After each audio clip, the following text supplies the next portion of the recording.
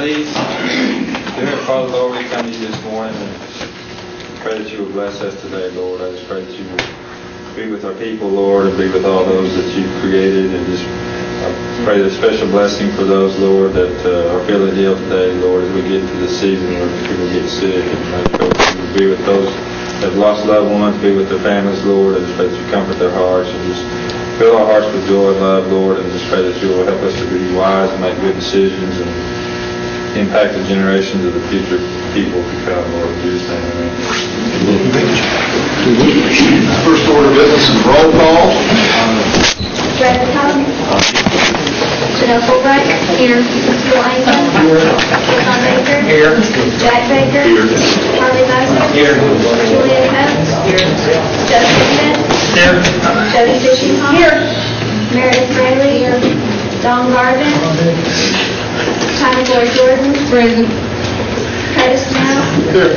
Chris Stokes. Here. David Thornton. Here. Karen Helen Watts.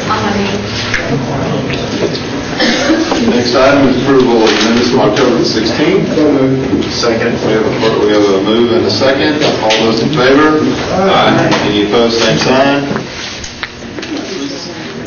And next order of business were two reports. First is Jim Cousin from the Claremore Service Units. LCO. And happy Thanksgiving, and say the God do to everybody. Did everybody get any of these? This is the old format.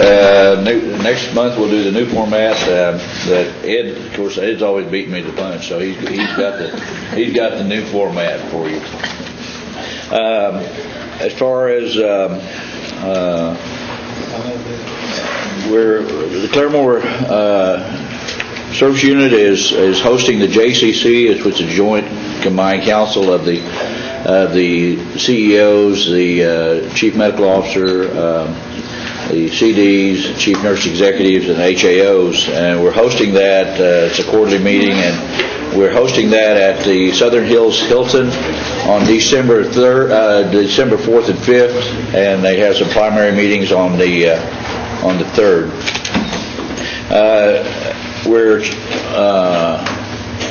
both Ed and I are undergoing growing pains with our financial system, the Unified Financial Management System, UFMS. We're switching over to that system, and we're having some interesting times with it, getting it to work. We're the only OpDiv or operating division in the department of HHS that provides direct patient care, so it has been interesting to say the least, and we're working to get through that system.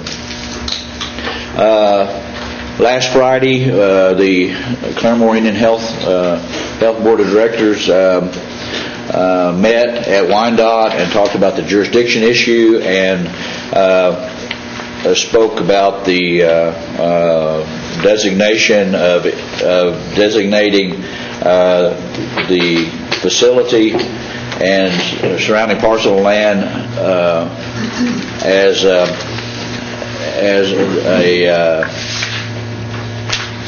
Indian country.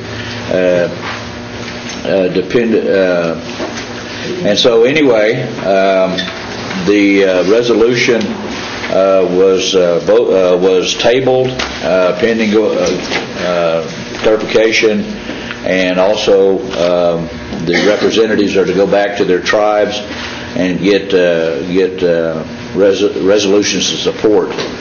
And then the motion was tabled, and it will be taken off the table for action. Kara, would you like to say anything in regard to that, since you're the chair of that committee?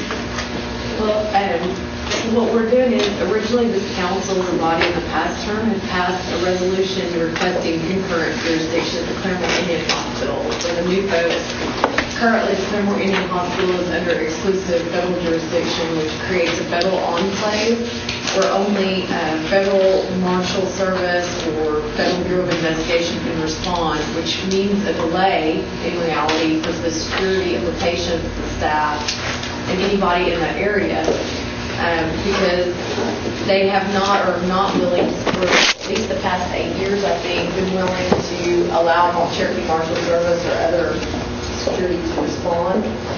So we thought the original solution was concurrent jurisdiction, but when it went to Washington, D.C., several of the congressional folks in the Indian Affairs Committee and such, they pushed it back, saying, why would you want to devolve your jurisdiction to the state?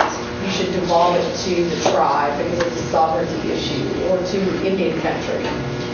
So we believe under a certain federal law section that it qualifies as a dependent Indian community. So it would not transfer ownership or title from the feds to, which would be us, because Clarimore's in our jurisdiction. But it devolves the jurisdiction to us, then allowing us to increase the available security that would be under concurrent jurisdiction. We would actually add us and several other layers of security, and I think it's the best solution, plus it exercises tribal sovereignty. So we're at the point, there's 13 or 14 tribes involved in the Claremore Indian. 17. So 17 tribes, where it took us a year last time to get all of the resolutions, but I think they understand it better this time in the sense of urgency. This has been an issue that's been outstanding for 20 years, or no, 24 at this point, and I've been working on it for 4. So, and Jim's been right there with me, and I appreciate the leadership of the Indian Hospital in trying to resolve this once and for all. So I'll be coming to this body for a resolution requesting it rather than concurrent, to withdraw the concurrent support and to request it to be dependent Indian community, so that jurisdiction would devolve to us. And then we know that we have the local sheriff's support and the city police chief's support to cross-deputize and provide additional security to the Claremore Indian Hospital. Okay? So it's not easy to address. Then I'm continuing to work on the OBGN business plan for our revitalization of our OB department. We've ordered furniture for the LDRPs, and we're very close to getting approval for the business plan.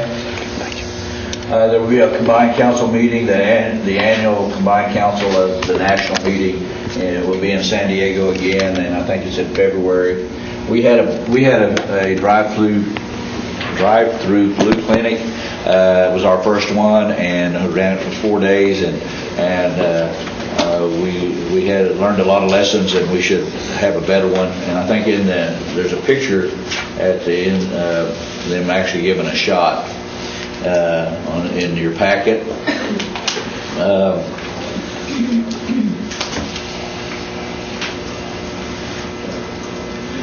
Our collections look pretty good for third party. In CHS, the approval, I didn't get you asked last time for the approvals, and it was, I didn't pull it together quick enough to get it in a report, but I got the data. We had to do it manually, so it was 456 approvals at $550,000. The budget, again, our third-party collections aren't available due to our UFMS transition. And that all good. Any questions? And next time I'll have it in the new format. Any questions for Mr. President? Thank you. Appreciate it. Next, we have Ed McMore from Hastings. Good morning, Mr. Chairman, council members. We're seeing some success in our third-party collections. In October, we collected $3.1 million, which is the best October we've had ever. Last year, as you know, we collected $33.5 million for the year, and this puts us on pace, of course, for about 35. We don't think that'll hold up, but that amount of collections translates, of course, into services through the hiring of staff, about 60% of our staff is paid for through alternate resources. And as Mr. Clinton pointed out, because of this transition from the old core financial management system of the Department of Health and Human Services over to the unified financial management system that started up for the Indian Health Service back on October the 18th, there have been some difficulties in moving those collections over into our operating accounts. So we have not had access to those that $3 million to use for routine operations, supplies, staffing, those kinds of things. Adjustments are being made. There's a manual correction that's being done until they work out the problems with the interface that allows for the RPMS data, the database that we use internally, to transfer that collection of information over to our operating accounts. We also had a drive-through flu clinic that ran for 3.5 days last week, Tuesday through Friday noon. We provided over 2,100 shots. That's whatever that comes out to be. I think better than 1 per minute. Last year we had over 1,500 for that same period. We've been using the electronic health record throughout all of our outpatient components for the last couple of years. We've fully expanded into all the outpatient components. Now we're going into the inpatient component starting on November the 27th. We're going to start with 2 rooms and then expand to all the rooms in the med-surg component. But we'll be starting with 2 rooms on November 27th. Then a big development for us is going to be a mail order pharmacy service. We're going to kick off starting in January for refills, so patients don't have to expend resources to travel to Hastings, time, gas, those kinds of things. We hope to see an improvement in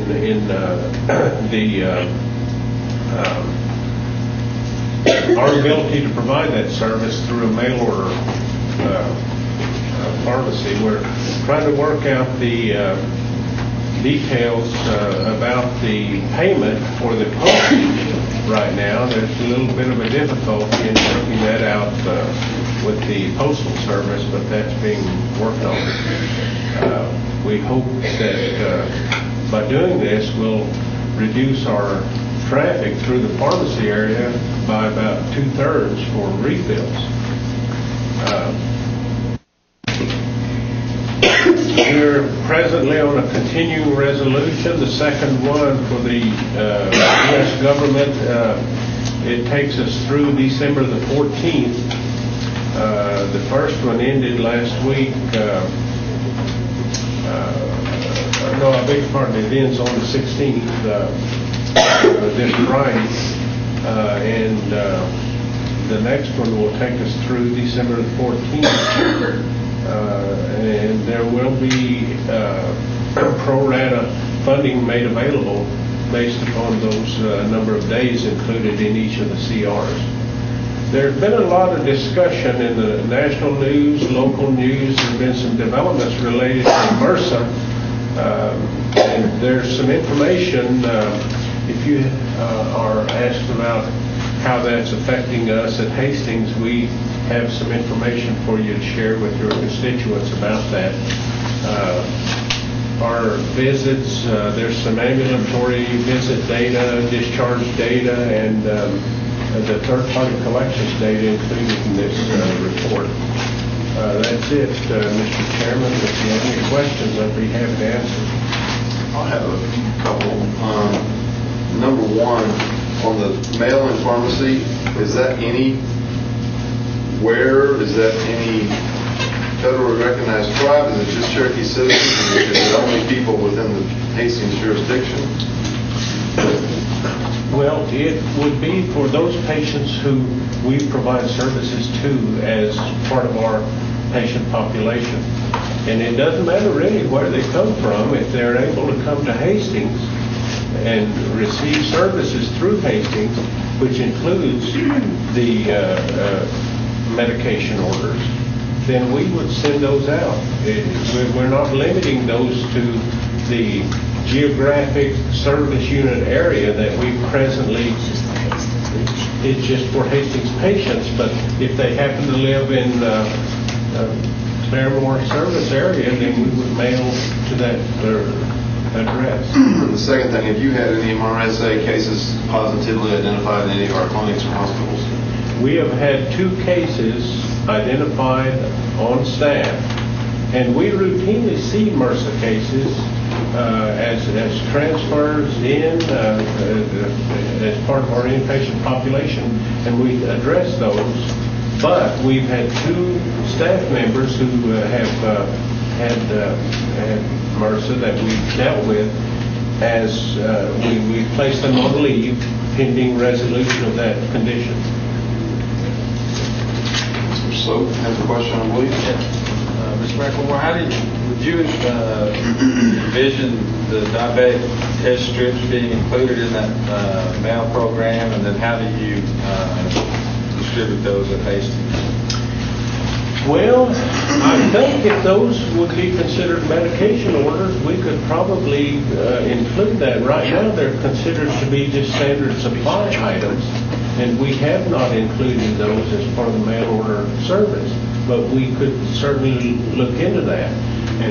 But right now, they are distributed by the diabetes nursing staff that's actually part of the Cherokee Nation program stationed at Hastings through the direct distribution when a patient comes in to the clinic.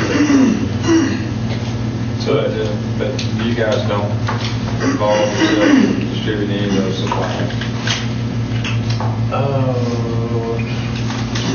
I guess if the nation didn't do that, then you obviously would.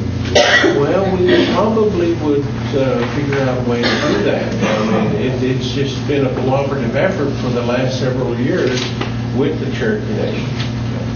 But we would try to address that need if, for whatever reason, Cherokee Nation may not lose the diabetes grant, for example.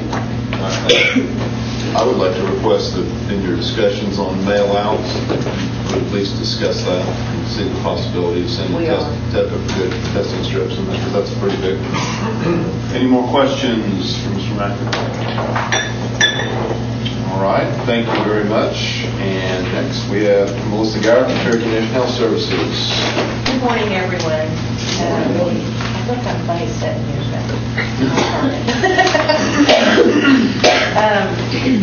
Just a couple of things. You hopefully have received my report in advance and been able to look at that. One is that I had a lot of questions about flu shots and when those are going to be provided and where. So I had the public health nurses to put together a calendar that is in your packet that shows flu shots in November and where they're going to be at. So that may help you answer some questions if you get those from your constituents. Also, we have our RFA out for school health grants. This has been an area that I've gotten questions from the council previously. Those are out. They're due in December 3rd. So if we have distributed the RFAs to all of the schools in our jurisdictional area. It's on our website. All of our clinics have those, our health promotion disease prevention educators. But if you have had questions about, the school in your area didn't get money, why?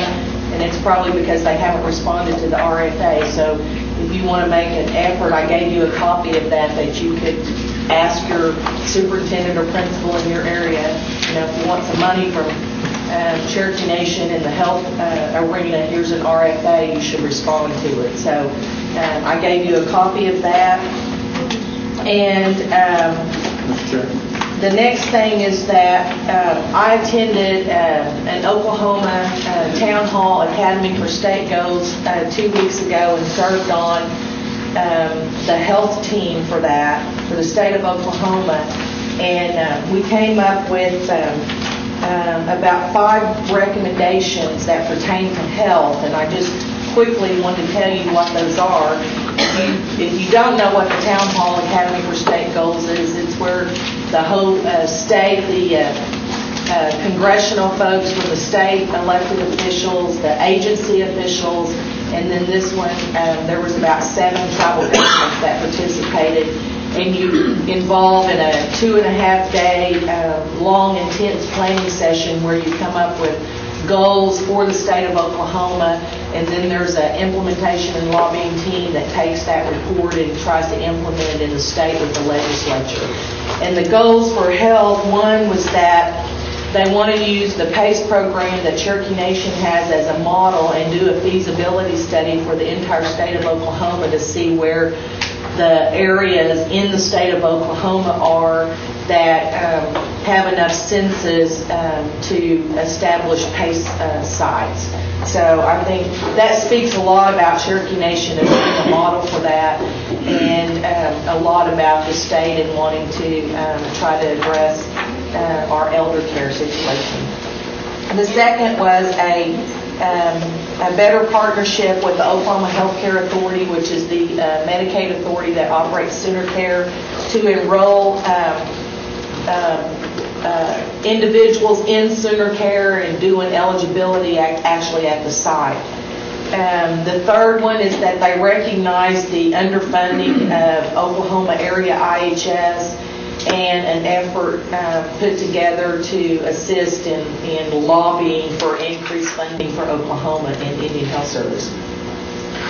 The next was to, there's a core health benefit task force that was under House Bill HCR 1010, and one of the initiatives that I'm working with Commissioner Holland on in that task force is to look at some kind of a major medical or limited insurance policy that tribes could offer their tribal citizens through some mechanism to help cover the uninsured. So I know I've had a couple of you ask me about that initiative, and it is something that the state has taken on, and we're working on towards some solution on that. And then the last one was a coordinated prevention health effort through schools, primarily bringing physical education back into schools and providing good nutrition through school lunch programs and vending machines and those kinds of things. So I thought there were 5 really good health things that the host state now is going to work towards. So we're looking forward to continuing to work on those. And the last thing I have is very important and something that a lot of you have been waiting on. Now I got y'all pumped up here. We have scheduled our grand opening for Nowata and for Muskogee clinics. Nowata grand opening. Will Rogers Health Center grand opening will be December the 18th from 12 to 2. We will be moving for those of you that have constituents in that area, in case you get questions. The clinic will be moving December 6th and 7th. We won't close the clinic. We'll just see urgent care and have a skeleton crew there. And we'll actually be scheduling and seeing patients in the new facility on December 10th, and then our grand opening is December 18th from 12 to 2. Three Rivers Health Center in Muskogee, our grand opening is January the 3rd from 3 to 6 p.m. And you all will be getting invitations, but I want you to get this on your calendar now. We're actually going to move in Muskogee on December 26th through the 28th, and we'll start seeing patients December 31st. But our grand opening is January 3rd from 3 to 6 p.m. And then for Muskogee, we're having a lunch and pre-tour for tribal council and chief and deputy chief on, and I think you've already gotten an invitation to that, on December 19th from 11 to 1. So I hope that you... What time is the Millwood? 12 to 2. So I hope that you all will be able to attend those events. It's something that we've worked toward for a very long time, and a big accomplishment for Cherokee Nation, and we're looking forward to operating out of those facilities. And that's all I have. Councilor Buzzard? Yes. Melissa, I have 4 questions that can answer. For me, the RFA, can you just tell me what that is real quick? Well, it's a program that we operate through Healthy Nations, and it's an incentive for schools to receive funds, and I don't have the dollar amount in front of me, that if they do a school health inventory index and participate in like passing some policy for nutrition or physical activity in their school, that they can receive funding from our program to do that. Who would be the contact person?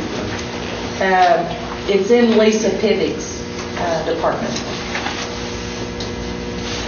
Okay, and the other questions I had is the roof at the J Clinic, has that been decided on what we're going to do? And the chairs? We are,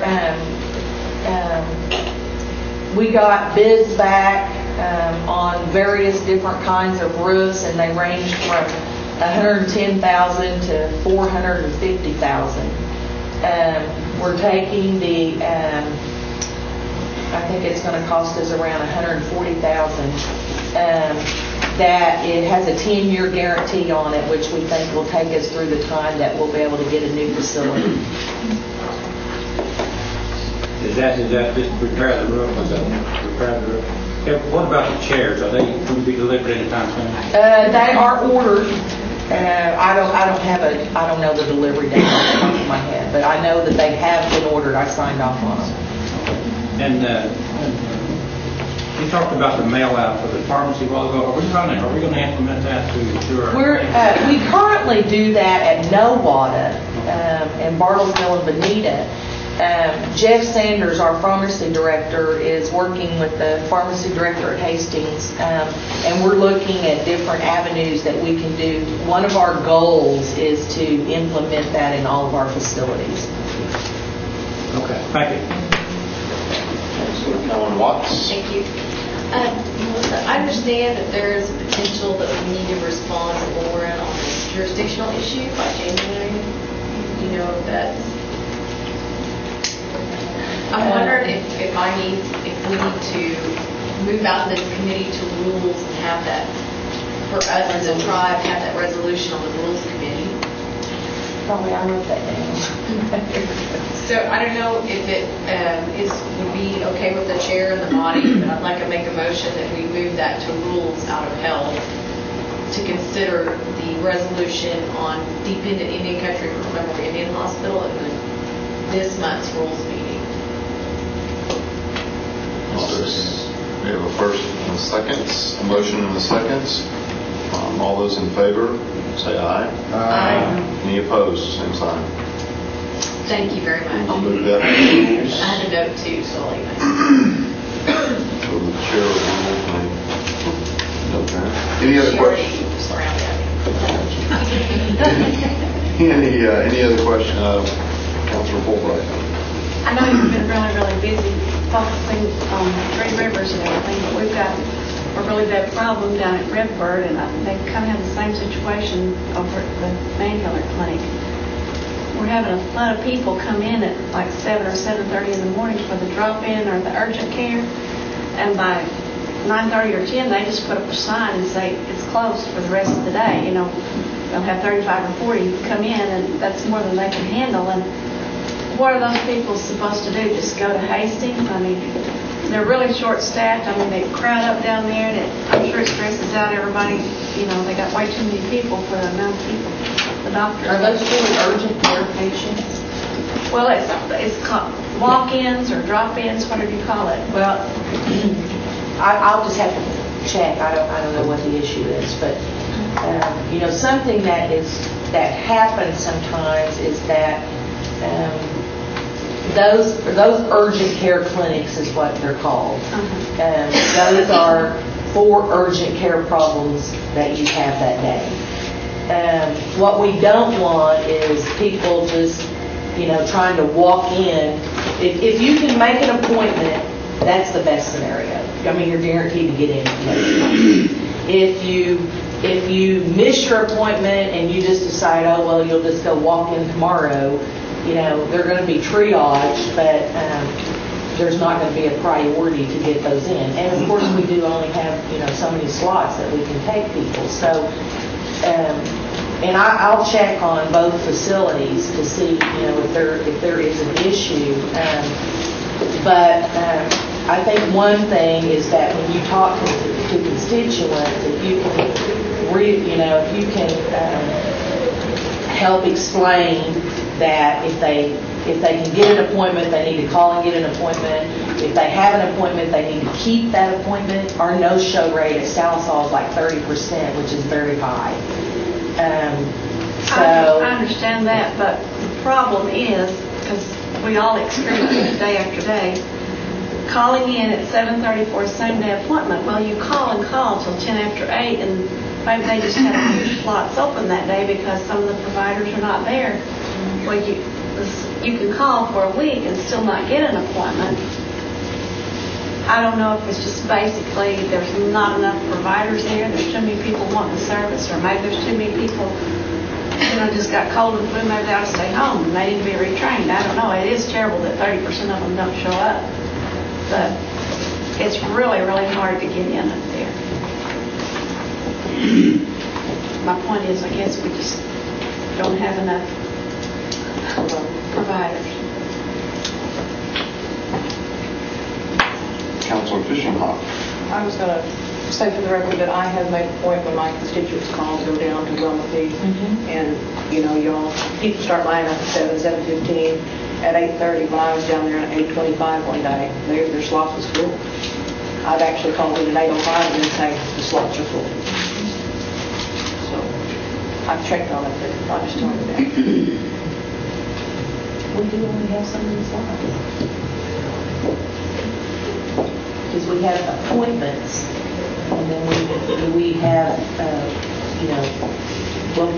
walk-ins can be seen two ways. One is we have a provider that sees them. So one person has so many slots for walk-ins. And then the second way is if we have scheduled appointments and someone doesn't show up, then they can slide a walk-in into that slot. So, but there's only so many of those. Tell me how many appointments your doctor get on an average day at Wilmington? 22. Basically 22? Each provider down They there? each have 22 slots. How many providers are there? Oh, off the top of my head, that's school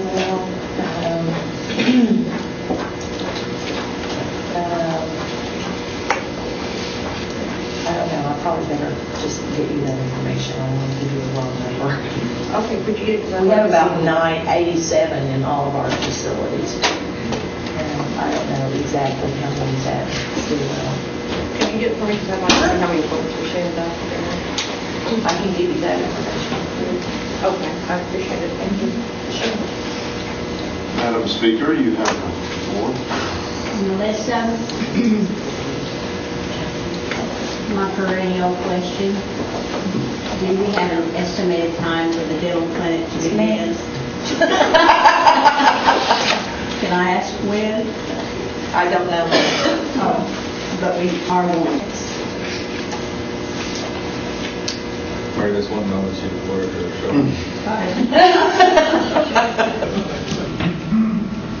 You'll be the first to know. Any more questions for Ms. Gallo? Thank you. That concludes the reports. Next is old business. I see we have none. We have no new business. And do we have any announcements?